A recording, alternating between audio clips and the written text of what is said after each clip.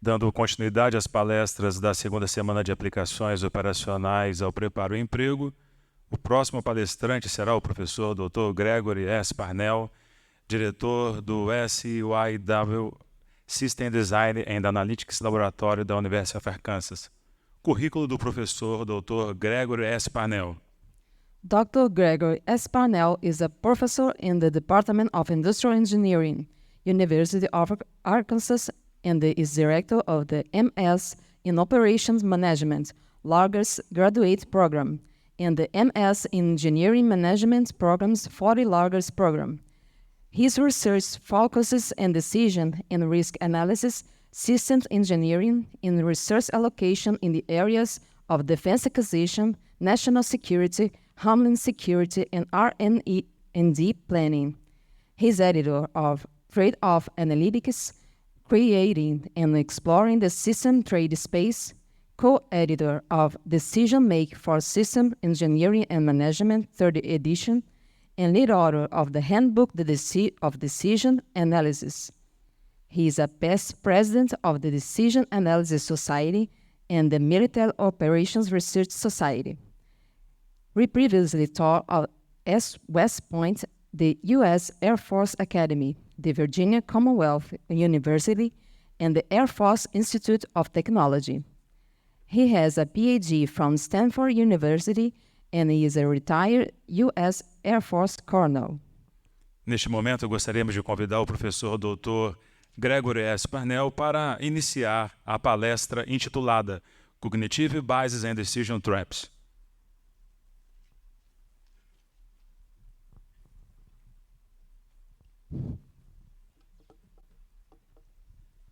Thank you for that very kind introduction.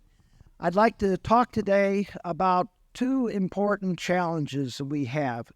We have to process a lot of information, and there's no research about how we do that, and we don't always do it well. And then further beyond that, there's some decision traps. And if we know these traps, we can avoid them. So that's the purpose of this presentation, to talk about cognitive biases, how we process information, and some decision traps. The views here are my own and not anyone else's. Okay, I'd like to start here, give you 5 examples why you shouldn't judge quickly.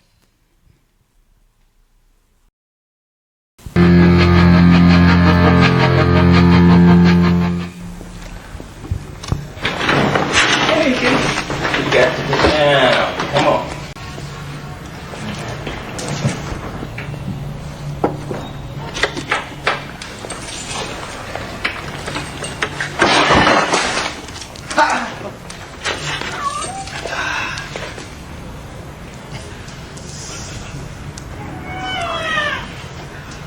AmeriQuest Mortgage, proud sponsor of the NFL. All the boys are calling crazy girl. I hope she sings this tonight. I know. Hey, Dad, pull over. We need gum. Come on. Oh, honey. Here's some money. What do we got here? Hello.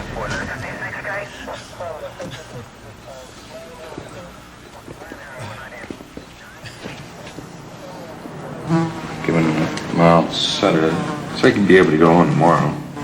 Daddy's gonna be so excited. All good.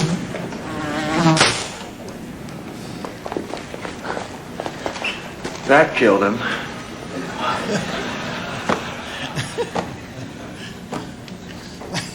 Paging Dr. Palmer, Dr. Barbara Palmer, dial 4.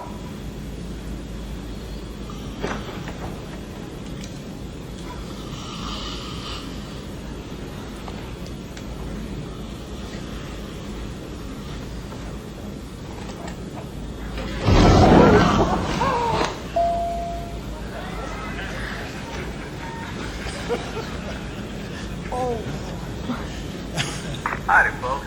We hope you've enjoyed your flight today. We're beginning our...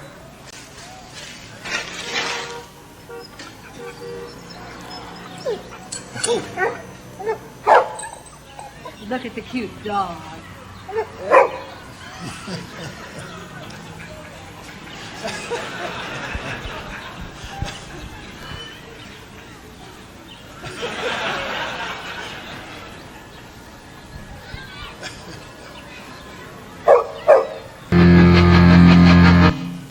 Okay.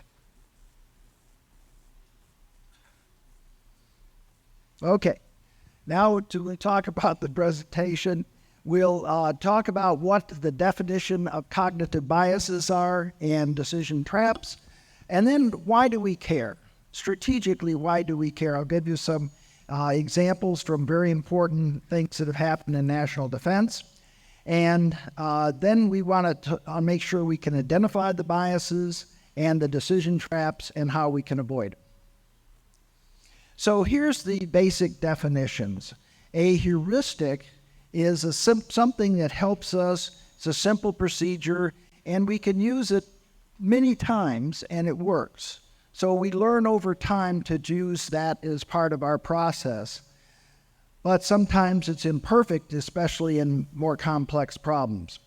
A cognitive bias is information processing that causes to rely on these heuristics in the wrong situations. And Kahneman and Tversky are the author of many of these. And then finally, decision traps, they're the impact of this incorrect processing of information on our decisions. And there are mental shortcuts that sometimes lead to poor decisions. Okay, so why do we care about these? So in the United States, the intelligence community assessed in early 21 that the Taliban advances would accelerate to large portions of Afghanistan after a U.S. withdrawal, and potentially lead to the Taliban capturing Kabul in a year or two. The president, shortly before the decision to leave Afghanistan, promised that the United States would exit Afghanistan in a safe and orderly way, and there would be no hasty rush to the exit. There would be highly unlikely of a Taliban takeover. And as we've seen, that was not the case. So there may be some incorrect information processing in our intelligence community, as well as hopeful thinking in our leadership in understanding that. So we're faced with Russia's invasion of Ukraine. And here is a good news piece that U.S. intelligence, for all indications, properly predicted the invasion. And they did that based on the fact, as I read anyway, that a lot of extra fuel was moved in there to prepare for an invasion, more that was needed for training. But as it grew closer, many people did not believe the information, even though the United States went to great extremes of sharing information with various European leaders. There was not a consensus that they were going to invade. So that turned out to be wrong.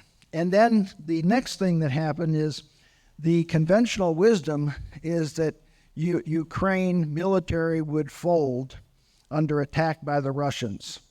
And it turned out not to be correct by any means. And there was more things that happened over time. Perhaps Russia misunderstood the will of NATO to support. Here's a very recent report that just came out that talks about some of the misjudgments by both Putin and the West. So strategic misjudgment, poor invasion planning, misconceptions about wills to fight, and then misconceptions about European unity. What did the West get not right? The Russian tolerance of NATO assistance to Ukraine, how critically important Ukraine was to Russia for its resources, food, and others.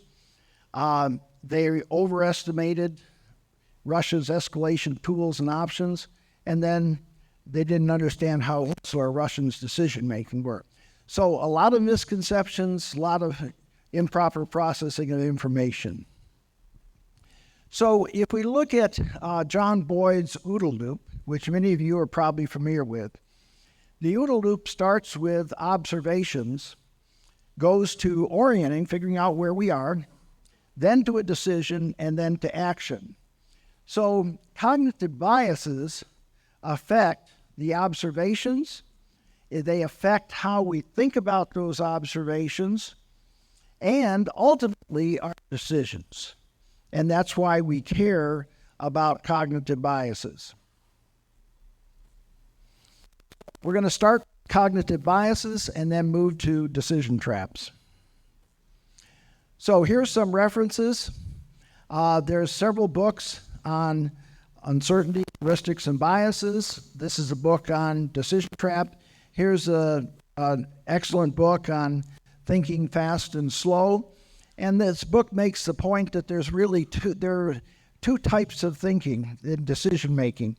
The ones that you have to decide quickly, many operational tactical decisions, and the ones you need to systematically think hard about before making a decision. And then we tried to incorporate those lessons from these books into our book on decision analysis. And we like to start young in our family. Here's my grandson, and we teach him young how to learn about decision analysis. Okay, there are a lot of lists of cognitive biases.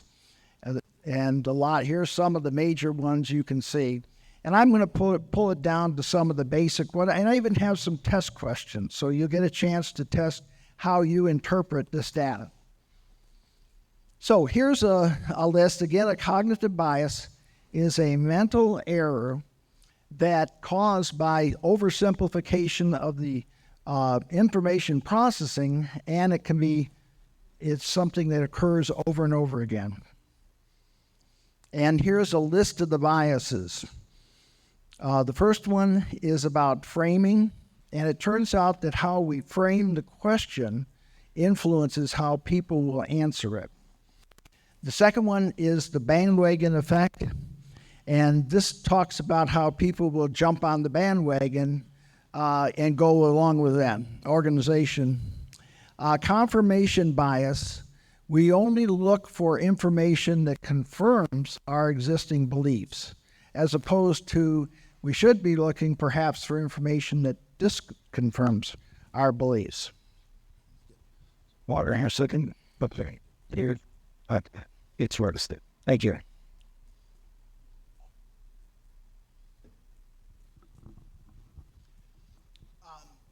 The next one is anchoring.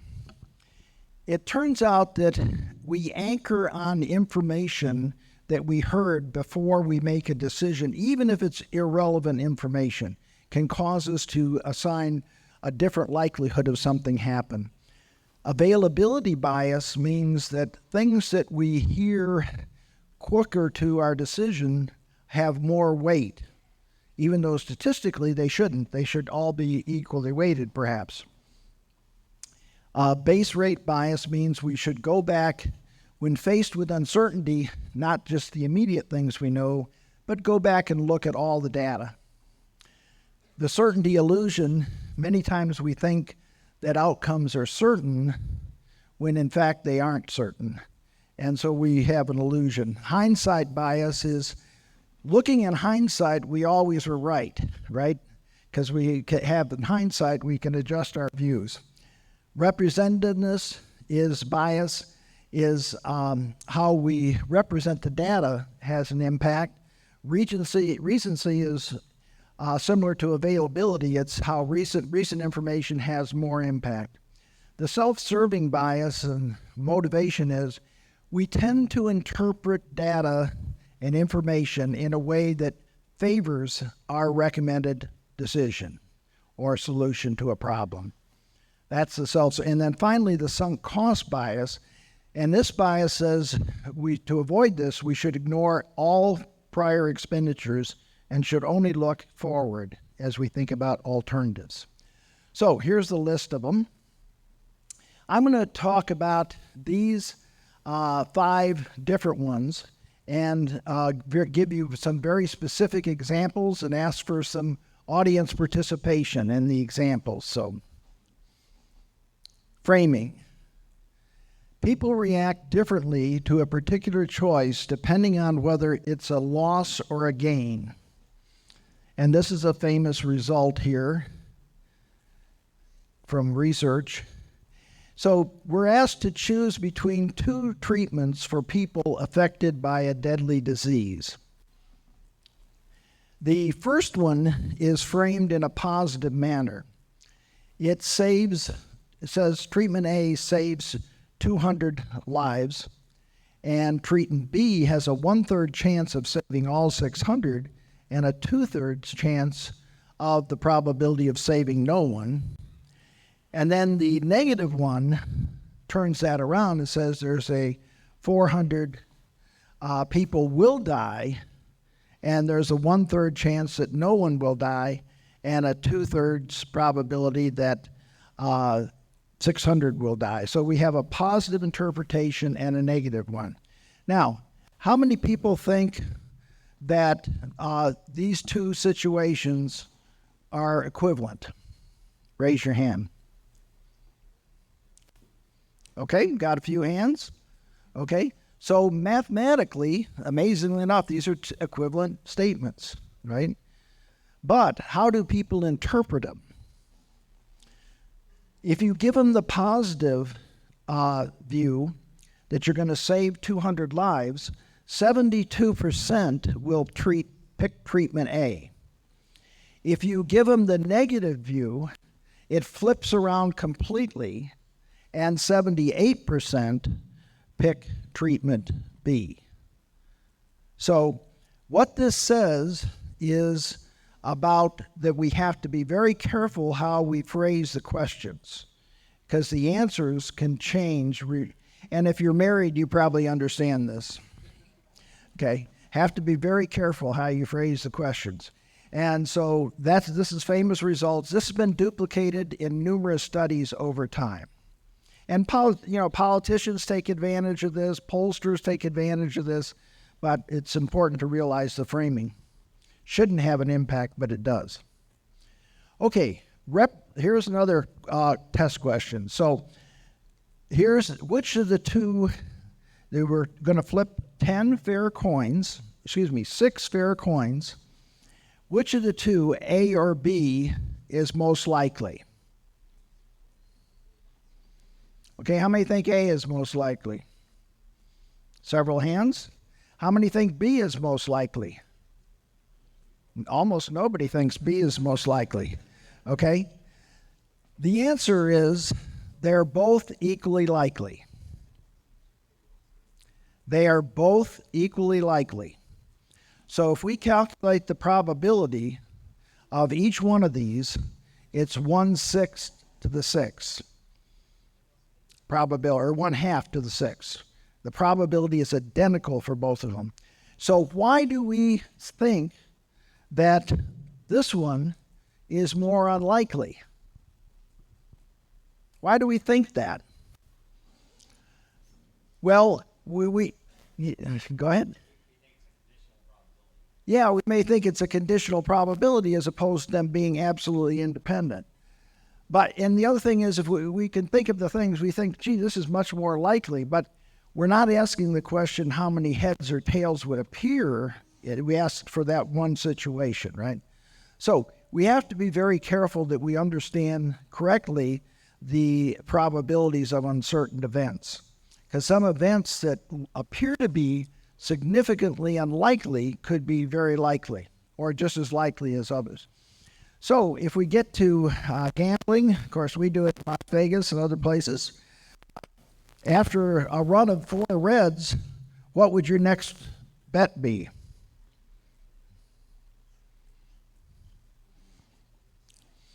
Maybe it wouldn't be on red, right?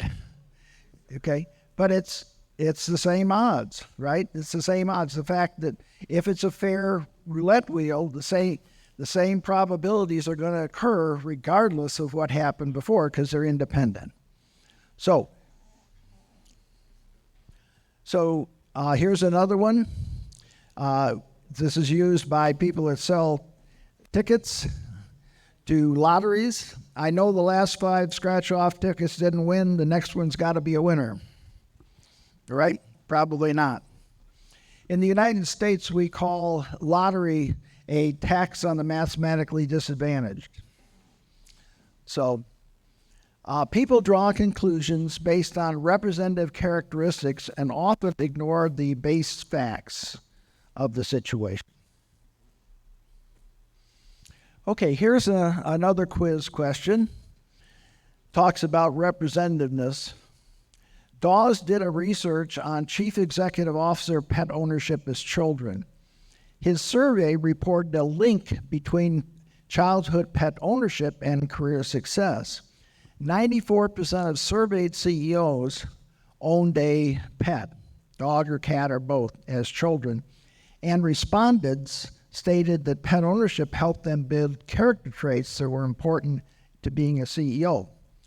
Which conditional probability is described here, A or B?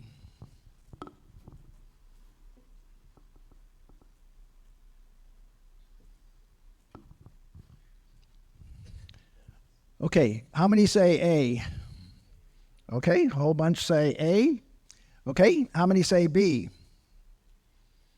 Several. The answer is B.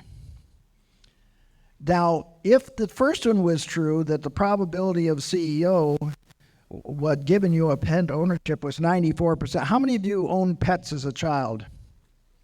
How many of you own pets? How many of you are CEOs? Okay, so that isn't what it means, right? But you can confuse us when we process this information if we don't think about it in the right way. So we have to be very careful. So we can draw conclusions based on characteristics and not the true facts. Okay, availability. Unfortunately, this is in English, but which 7-word form do you think is most common in the English language? I'll let you look at that and think about it. A or B. So it's asking, if you think about the whole language, the whole dictionary, which ones would I find more of that satisfied A or B? Okay. How many pick A? Okay, several. Okay, how many pick B? Quite a few pick B. Okay, what's the rationale? What is the correct answer? Correct answer is A. The reason A is the correct answer is B is contained in A. Right? B is contained in A. So A has to have, if there's one more, and there are many more, it has to have more, right? But why? What's the trick here? Well, the trick is that we can think of words that end in ing much more easily than we can think of words that have an N in the sixth letter, right? So we're tricked into thinking of that one is more available to us than the other. So we call that availability. It brings to our mind that we think one's more available when in fact it isn't. Okay, the next one is a study that's been done here in many different areas, and it talks about the word anchoring and the concept of anchoring. So the common human tendency to rely too heavily on the first piece of information that you receive. So in this experiment, we randomly spin a wheel and it comes up 75. So the people are told in the experiment the spin is random, but the spin is not random. It's always going to come up 75, but they think it's random. And then they're asked the question, without checking the internet, do you believe the percentage is more or less than 75 of, and the question here is the percentage of how many countries in Africa, of all countries in Africa, what's their percentage in the United Nations? Okay, what's the percentage in the United Nations? So most people would say what? A or B? A? B? Okay, many of you would say B. Okay, then we ask them after telling this first information, which was irrelevant to the decision, right? We ask them, what do you believe is the percentage of African countries? And at the time this particular study was done, it was about 33%. Now, if the experiment is run with 75, the average response is way higher than 33. If the response is done with 25, the average is lower than 33, in the 20s typically, right? So is there any relationship between a rigged spinning wheel and the number of countries in the percentage of countries and countries in the United Nations? No. This irrelevant information anchors our thinking, and we give a biased answer. That's called anchoring. That a piece of information that's irrelevant can be. Now, what about a piece of information that's slightly relevant, right? That can even have a more significant impact on bias. Okay? And the concern here is that arbitrary data can anchor our thinking. The next one is motivation bias. So suppose you're a salesman and your belief about next year's sales is shown in this function. So the way to interpret this function is there's no probability the sales are going to be less than 20 million, and there's no probability it's going to be greater than 80 million. And so it's in here. But in this case, the supervisor has asked for one number, instead of asking for the range of numbers. So your boss insists that you give her one number to estimate the sales. So what number would you give? We'll just pick a person at random. What number would you give? 40, okay? Now 40 would be fairly reasonable.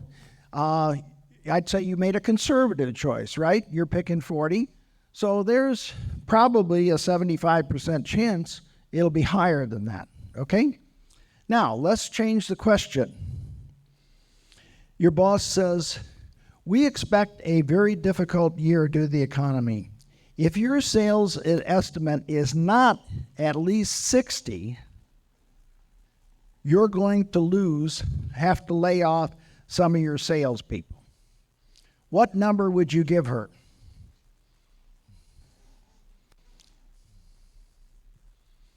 Well, that's right. 60 would be a smart answer, right? Because otherwise you're going to lose people from your sales force and you'll have an even lower probability of making. Okay? So what's the issue here? The issue is when we ask about uncertain information and we ask for one number, we have no idea what's in the head of that person, right? Are they being a conservative person and giving you a very low number? They're being middle of the road or very optimistic. You have no idea. So the message to us, especially in force planning and strategic planning for military things, is we have to consider the full range of uncertainty, not asking people just for one number because we don't know what we'll get. If the company is selling that weapon system, they might have a tendency to give a higher number than the test results might show, right? Because, it's uncertain information. So people evaluate uncertain information to the benefit of their interests. Okay, so cognitive biases are mental. We've talked about all these. And the best way to avoid them is to know what they are. So if you can be in a situation where something like this occurs, all you have to do is say, this is availability bias, or this is the framing effect. And then you can talk about it and people will understand after some explanation what it is and reassess. So the key is being able to identify them. And that's the first step to avoiding them. Okay, let's go to decision traps. Decision traps involve the combination of all these biases into decision situations.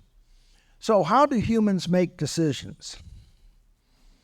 Everybody has a different process they use, but many times the people use what's called the anatomical decision making. Has anybody heard of anatomical decision making? So they say things like, I'm going to do it by the seat of pants. The This is my gut reaction. Let's use rules of thumb. This is the top of the head. Here's my knee-jerk reaction. Or I'm going to pull it out of my bank. So all of these are anatomical decision-making. And interesting, almost every part of the body is mentioned except the brain. So we would hopefully could do better than that. So here's the 10 most common decision traps. And I'm going to go through each one of these, and here's a reference for this book that talks about them. The first one is plunging in.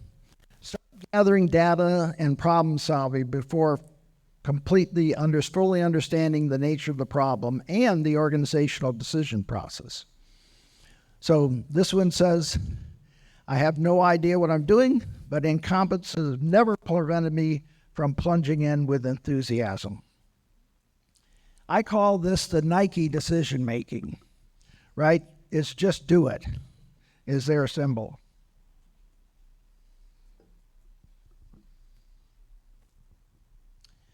Frame blindness, setting out and solving the wrong problem.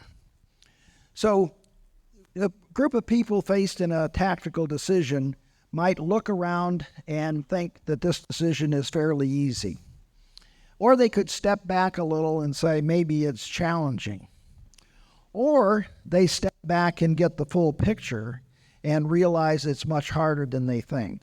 So how we frame a decision is critically important to how we solve it.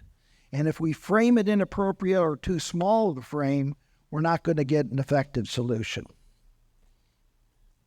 Lack of frame control. So frame control is pretty important. And these are all different ways. There's 10 different ways of looking at this particular problem, which is how to build a swing. First is the way the customer explained it. Whoops. Let me go back. The first is the way the customer explained it. The second is the way the project leader understood it, the way the analyst designed it, the way the program wrote it, how the business consultant described it, how the project was documented, what operations installed, how the customer was billed, how it was supported, and what the customer really wanted, right? So how we look at these depends on our perspective and the frame that we use. Overconfidence in our judgment.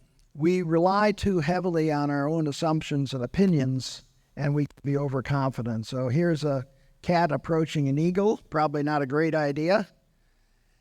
Here's one of my favorite, the weatherman that has this terrible storm coming and they've got to get the perfect picture, never considering that maybe they're going to be in the perfect picture. And this is General Custer, a famous American general who, after our Civil War, decided he would divide his unit into small parts and then lead one to attack the Indians, and he was killed in the process. He was overconfident what his small unit could achieve. And this is kind of a graph that shows our level of overconfidence grows, the cost of our mistakes can also grow also. So very important to not be overconfident. Short-sighted shortcuts, relying on rules of thumb and failing to avoid cognitive biases. So rules of thumb are good general things, but may not apply in decision-making consequences. So here, this one, the first is find the majority. Maybe the majority opinion is wrong, right? Expect bad news, so always take negative. So maybe they're not going to take advantage of good developing news in a military situation. Always assuming that the line will bend, in other words, things will get worse. Calculate the risk, try to divide. Be humble and courteous. Generally, it's a good idea. There might be times when you can't do it. Slow down change. That's hard. Change comes very hard. I like to say to a government organization, at least the ones I've been in, change comes two ways, slow and not at all. It's very hard to make change. Get the toolbox, use the right tool. Generally, it's good to not blame, but some situations require blame to make sure not to avoid it. And then urgency, take small steps when sometimes more drastic steps are required. Shooting from the hip, believing we can informally keep track of all the information and then wing it without using a systematic process. So here's the one that says, don't tweet from the hip. Create a better business plan. And this one is where Daniel Kahneman's contribution come in with his book. And he introduced two types of decision making, System 1 and System 2. System 1 is the kind of fast decision making. When you're in a tactical situation, you have to make a decision. You've got the information you need. System 2 are the ones that require slowing down and thinking hard about what's the best decision. They require more analysis, more data, and it's a slower process and requires bringing in additional people and information. Group failure. So groupthink is when everyone thinks the same way. And many times it might be when the leader has expressed a view and everyone quickly agrees to it, but sometimes it's not the leader. It's just someone, the first one to come up with an idea and everyone agrees with it. And the implication here is, just like the lemmings here, is you may be heading off the cliff. Everyone not raising their objections and identifying what could go wrong and thinking about it. So in the groupthink process, what happens is there's minimal discussion of ideas. We try to avoid conflict and then rapid conversion. In an ideal one, we define the problem. We hear a lot of different views of the problem and what can be done about it. And then we narrow those good ideas down to the one that is best to act on. So in a good group process is important. Fooling ourselves about feedback. And this is hindsight bias. So here's two examples here. First one says, it's obvious that the ballet bombing was going to happen. I can't believe the government didn't foresee it. Just can't believe it. And their friend says, well, where do you think the next one would be? And he says, the next one won't be so predictable. That's obvious. Anyone could believe it. So the picture here says the following, that everything you look for and all you perceive has a way of proving what you believe, right? And the challenge here is that many times we look to find the information that supports our beliefs, when many times we should turn around and look for the information that will disprove a common belief, right? So that's the decision trap here. Okay, not keeping track and not learning. Not keeping systematic records or results of key decisions, and not being what we call a learning organization. So the alternative to that is lessons learned and a lessons learned cycle. And one way of doing it is what's called the balanced scorecard, where the leader identifies the critical areas of the organization and has metrics and data provided for each of those critical areas. And finally, the 10th one, failure to audit our decisions. Failing to keep an organized approach to underestimating or to understanding our decision-making and exposing ourselves to the traps. So there's a difference between a good decision and a good outcome, right? A good decision, we expect to have a good outcome, but there's also, we could be unlucky and have a bad outcome. So likewise with a bad decision, we might expect a bad outcome, but we can be lucky and have a good outcome. So organizations have to decide what to reward. Do they reward good decisions or good outcomes? Right? And a lot of times organizations reward good outcomes, the successes, right? And sometimes it's you can make good decisions, have a good outcome. So an example of this is 5 years ago, Walmart decided to spend, I think people know Walmart, largest corporation in America. They decided to spend $1 million to see if they could get a robot to unload a truck. Okay, now why would they want to do that? Well, they have all kinds of trucks, and if they could get a robot to train and unload a truck, they would save them a phenomenal amount of money. Now, the test was a failure with the technology at that time. Was that a good decision or a bad decision? So I'd argue it was a good decision to test the technology, even though it did fail.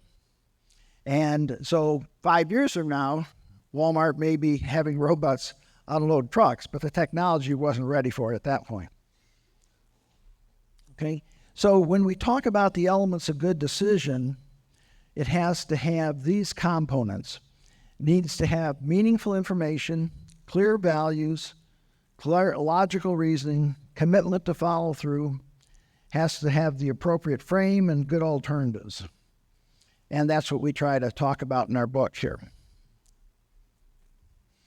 Okay. Finally, some additional ones that we put in our book that weren't in the other author's book. Lack of access to the decision maker is very important. If we can have access, we can understand what their concerns are, what their issues are. They have a broader perspective than we do as analysts and junior people, and so having access to them is very important. A lot of times we don't adequately define the problem. Sometimes we fail to act waiting for all the data when we have enough data to act. We call that paralysis, that decision paralysis. Sometimes we're insensitive to deadlines. A study delivered a day late is of no use if a decision had to be made. And then finally, there's another one is not planning to implement the decision. Every decision should have a good plan for implementing it. So to conclude here, what can an organization do to have better decision making and avoid these decision traps? Well, first of all, they need to have a process, and they should have the right people with broad experience and also deep experience, in our case in technology, say. They should have the right forum where people are free to discuss their beliefs and hear all sides of an issue. They need the right, these issues are too complex to do in our head. We need to use models to do them. And so we need a balance of that and challenging the model. And then we need the right duration to understand and how to get it. And very important that we socialize the results. If a study is not meaningful to a decision maker, it's not conveyed in a way that they would process and understand, it's of no value. So it's very important that we have the time to socialize it. Okay, so that concludes my presentation. I'd be happy to answer any questions.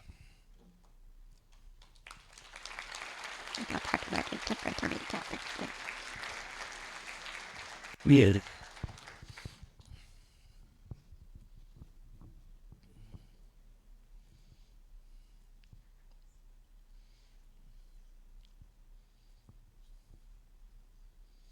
Any issues?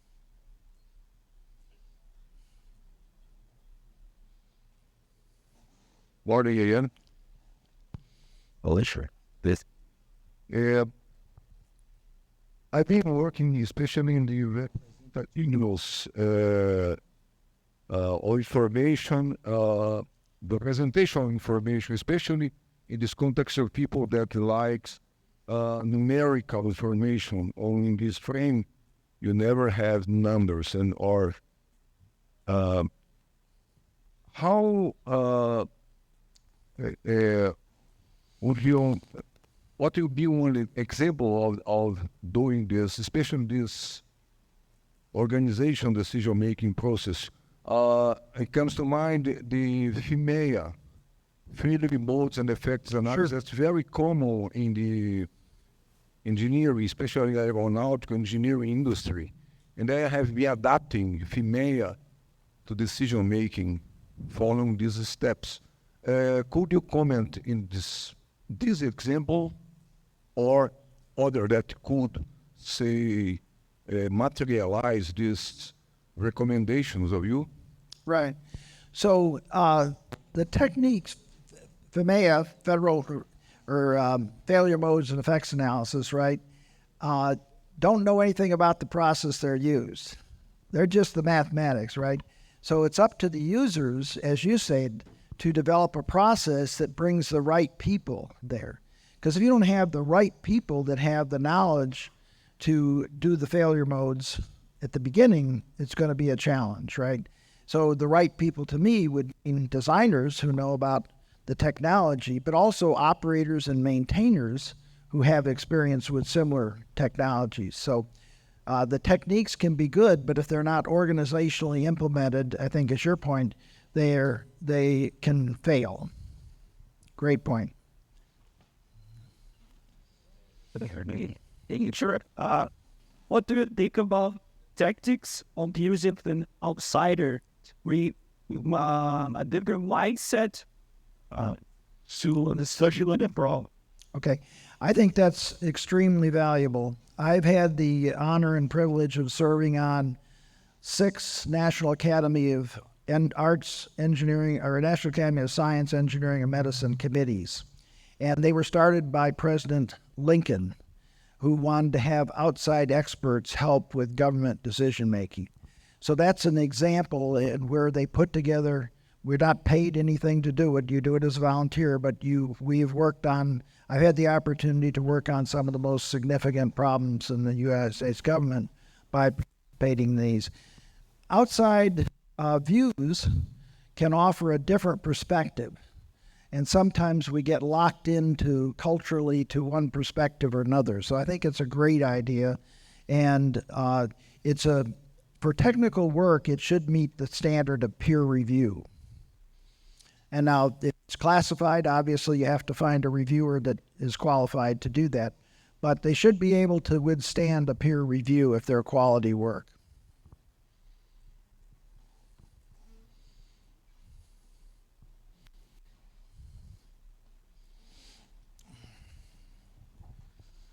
Hi, Dr. Parnell. You showed us a lot of different types of cognitive bias, and sometimes it's really hard to remember all of them. Sure. Is there any suggestion from your side on how we can avoid them? Like a magic bullet or a shortcut? Yeah. Well, you could probably carry around a list of them, right? Carry around your favorite top 10 or 20 and then check them periodically. That might be a way of doing it. But it's important to understand the subtlety of them and why, and recognize the signs of it, right? And, for example, asking for one number, you know that can lead to problems because you don't know what the motivational bias of the person is who's going to give you the answer. So that one is easy. You can ask that same person for what's the worst it can be, what's the best it can be, right? And that takes away some of the bias. Good question. Could you give an example in USA of bad decision, lucky, and a good result? Bad decision and a good result.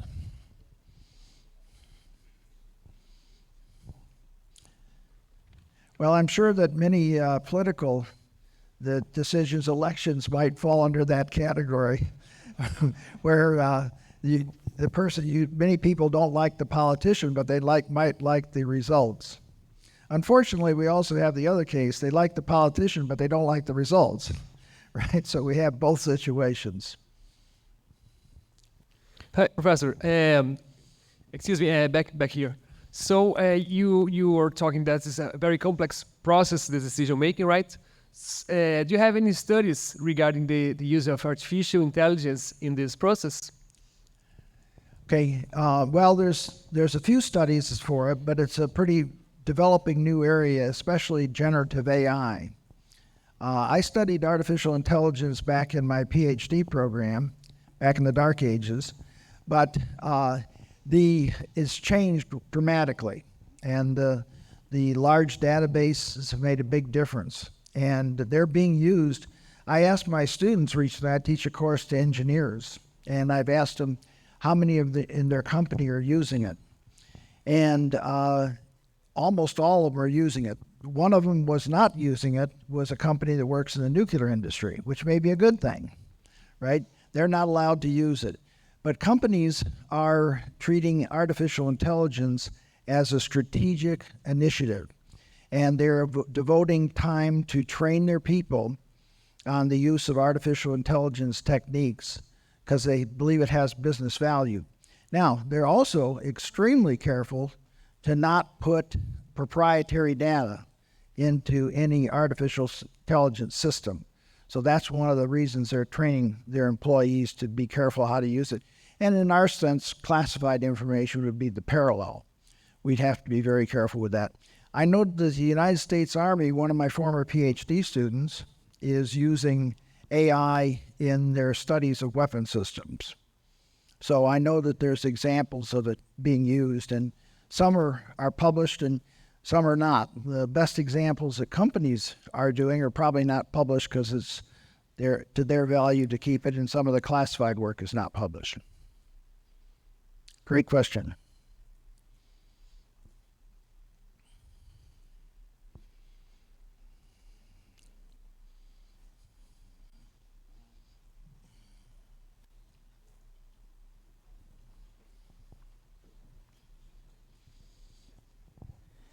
Hello, sir. Good morning. Just a question. We have also complex engineering systems, and when we are making decisions about operational requirements or ConOps, for example, what kind of tips or maybe a technician of decision making do you think that will be more useful for this type of decision making in a very complex system engineering, for example? Right. That's a great point. So I'm going to talk about that. I've got a mini course that I'll be doing on using value-focused thinking for capability-based planning. So I'll give you some of the ideas that I have there. But value-focused thinking is a concept to get you thinking outside the box, starting with your objectives and what you're trying to achieve. So that's one area.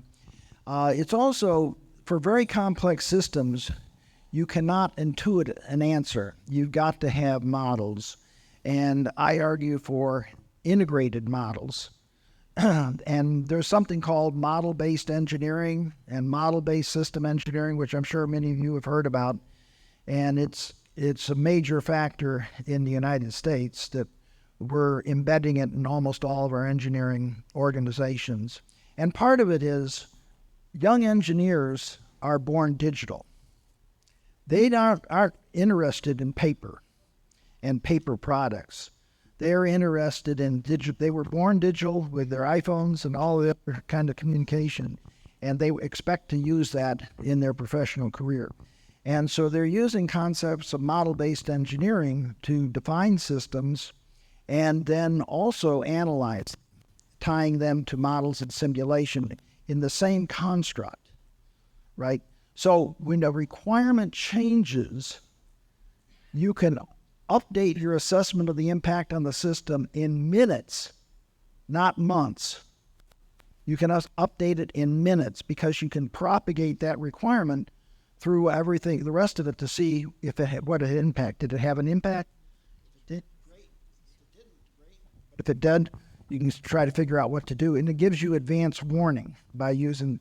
The more complex the system, the less we can rely on our intuition, and the more we have to, I believe, the more we have to rely on models. Now, they don't have to be super complex. Finite element models may not have to be that, but they can be simpler models, and then you can increase the fidelity as you need it. Good question. Well, we think about design thinking approach of always good in your case of grade school? Okay, I'm familiar with design thinking, started and advocated by Stanford School of Design Thinking, but a lot of folks use it. And again, it's like value-focused thinking. It's trying to get you to think outside the box.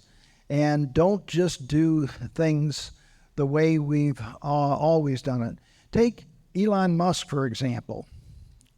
Has anybody heard some of his thoughts are? He goes back to basic physics, right? And says, why do rockets always launch this way? Why can't we launch and retrieve them another way? Are there any physical limitations? And that's got them rethinking their whole process and made a huge difference. So yes, that's a great a technique that's used, but it's, again, like value-focused thinking. It's trying to get you to be more creative and not just stay with what you've done for time immemorial. Great point.